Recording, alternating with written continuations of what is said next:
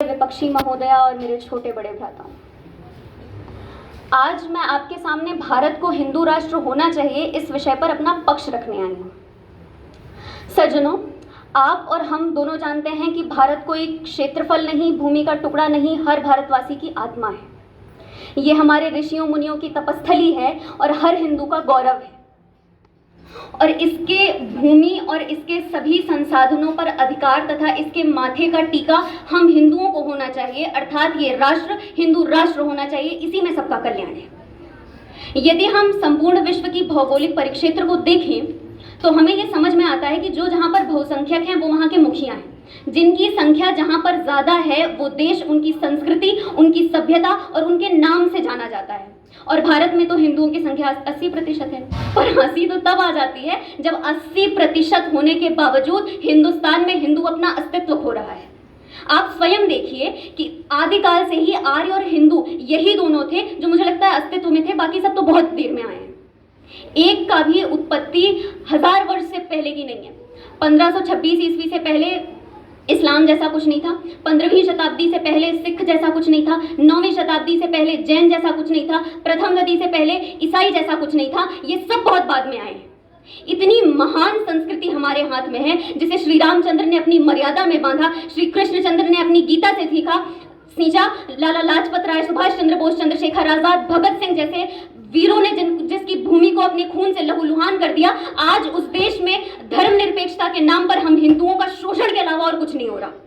क्या बात है? धर्मनिरपेक्षता के नाम पर उन्हें 370 दे दिया गया। धर्मनिरपेक्षता के नाम पर उनको वक्फ बोर्ड बनाकर दे दिया गया। धर्मनिरपेक्षता के नाम पर हर बार इस राष्ट्र का प्रयोग हुआ है। धर्मनिरपेक्षता के नाम पर खुद हाई कोर्ट 70 साल मुकदमा लड़कर यह सिद्ध करता है कि जिस भूमि पर वो बना हुआ है वो वक्फ बोर्ड की नहीं है।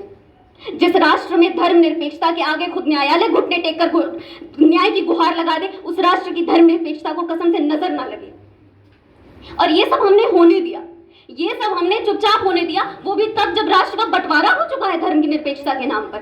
जब राष्ट्र बंट चुका है सिर्फ एक धर्म के चलते। राष्ट्र बटा, 2 भाग हुए उसके, उन्होंने अपना भाग को इस्लामिक राष्ट्र बना दिया। अब आप न्याय से बताइए कि हम हिंदू थे, हमें क्या मिलना चाहिए था? नहीं समझे? मैं फिर समझाती हूँ। एक भूमि है, 2 भाई हैं। पहला भाई कहता है हमें बंटवारा चाहिए, भूमि बढ़ जाती है। पहला भाई अपने भूमि पर पूर्ण रूपेण अधिकार कर लेता है और अब आंसू बहा रहा है इस बात पर कि दूसरे भाई की भूमि में भी मुझे हिस्सा नहीं मिल रहा है। और वो हिस्सा एक नहीं है, 3-4 है। हमें हिंदू राष्ट्र मिलना चाहिए था, हमें हिंदुस्तान मिलना चाहिए था, हमें भारतवर्ष मिलना चाहिए था, हमें हमारा आर्यावर्त मिलना चाहिए था। पर मात्र कुछ लोगों की राजनीतिक लालच के कारण हमारे ऊपर धर्मनिरपेक्षता नामक शब्द को थोपा गया।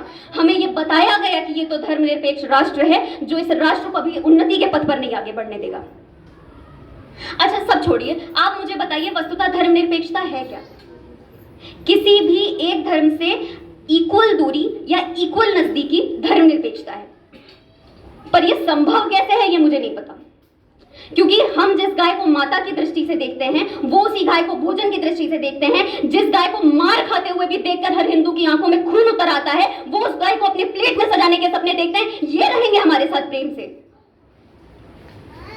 ये लोग जो इस राष्ट्र को अपना राष्ट्र नहीं मानते, ये लोग जो इस देश को अपना देश नहीं मानते, ये इस देश में रहने लायक हैं। जो एक माइनर इनकन्वीनियंस पे, छोटी सी असुविधा पर, अपना स्वार्थ न पूरा होने पर इस देश की संपत्ति को नुकसान पहुंचाने चले आते हैं, वो इस देश के नागरिक हैं। शोएब जमाई और शर्जील इमाम जैसे लोग टीवी डिबेट में खुलेआम बैठकर कहते हैं ये मेरा देश नहीं है, मैं वंदे मातरम नहीं बोलूंगा, पाकिस्तान के मुसलमान मेरे भाई हैं। ये हैं इस देश के आदर्श नागरिक। देश की एक सुसम्मानित संस्था जेएनयू के छात्र सरेआम खड़े होकर मन से कहते हैं एक आतंकवादी के लिए कि अफजल हम शर्मिंदा हैं, तेरे कातिल जिंदा हैं। कन्हैया कुमार जैसे लोग नेता बना दिए जाते हैं और एक सड़क पर सरेआम बीफ खाने वाला इंसान राहुल गांधी का रोल मॉडल बन जाता है। हम कहां जा रहे हैं? हम किस देश में रह रहे हैं? किस धर्मनिरपेक्षता की बात कर रहे हैं? इतना होने के बाद भी यदि हमसे कुछ अपेक्षित है तो वो है चुप्पी। कुछ मत बोलो, ये कुछ भी करे, कुछ मत बोलो। और अगर वहीं एक सुशिक्षित महिला आवाज उठा देती है, भरे टीवी चैनल पर डिबेट में ये बोल देती, एग्जैक्टली वही बोल देती है जो इनकी धर्म पुस्तकों में लिखा हुआ है, नूपुर शर्मा, तो हाय हमारी तो धार्मिक भावनाएं आहत हो गई। हमारे साथ तो अन्याय हो रहा है, हमारे लिए क्या ही बोल दिया गया है। और किसी की धार्मिक भावनाएं आहत होंगी तो हम क्या करेंगे? किसी की भावनाएं आहत होती हैं तो हम क्या करते हैं? रो लेंगे, ज़्यादा से ज़्यादा मुंह से ज़बान लड़ा लेंगे, बहुत हो गई, हाथापाई हो गई ना, गलत समझ रहे हैं आप, उसका गला काट देंगे। उसके लिए फतवा जारी हो जाएगा कि जो इनका सिर लाके देगा उसको हम पैसे देंगे। ऐसी सुकोमल परंतु क्रूर धार्मिक भावनाओं वालों के लिए सिर्फ 4 पंक्तियां कहना चाहूंगी कि जिसको सुख का उत्सव समझा वो दुख का आयोजन निकला, जिसके भाव सुकोमलतम थे उसका नाम विभीषण निकला। ये भारत के विभीषण है, ये खा लेंगे इस देश को। इनको मुश्किल से 20 साल और रहने दीजिए और आप देखिए भारत को इस्लामिक राष्ट्र बनते हुए। और आप हर बात को, यदि मेरी हर बात को साइड रख दें तो हमारा हिंदुओं का या इस देश का अल्टीमेट एम क्या है, हमारा अंतिम लक्ष्य क्या है? हमारा अंतिम लक्ष्य हमेशा से अखंड भारत था। हमने हमेशा से अखंड भारत के सपने देखे हैं, परंतु धर्मनिरपेक्षता के होते हुए अखंड भारत का सपना कभी पूरा नहीं हो सकता, क्योंकि धर्मनिरपेक्षता तो सिर्फ हम पे थोपी गई है। इस राष्ट्र में मुझे लगता है हिंदुओं को छोड़ के मुख्य 3 धर्म हैं, सिख, ईसाई और सिख, ईसाई और मुसलमान। मुसलमानों को केरला का कुछ भाग चाहिए और कश्मीर चाहिए, सिखों को खालिस्तान चाहिए, ईसाइयों को नागालैंड की पूरी बेल्ट और फिर साउथ चाहिए। इनको हर चीज अलग अलग चाहिए। इनके साथ बनाएंगे हम अखंड भारत? ऐसे बनेगा अखंड भारत? इनको साथ रख के अखंड भारत बना कैसे पाएंगे जब ये हमेशा इसको तोड़ने की कोशिश करेंगे? तो मैं अंतिम में सिर्फ इतना आपको समझाने की कोशिश करूंगी कि भारत के विभाजन का निर्णय इनका था। विभाजन के बाद भी भारत में रह जाने का निर्णय इनका था। इनको रहने देने के बावजूद भारत की संपत्ति और हमारी भावनाओं को आहत और चोट पहुंचाने का भी निर्णय इनका था। अब एक निर्णय हमें आपको करना है कि इस देश को हिंदू राष्ट्र बना देना है, ताकि आगे का कोई एक भी निर्णय इनके हाथ में नहीं रहे।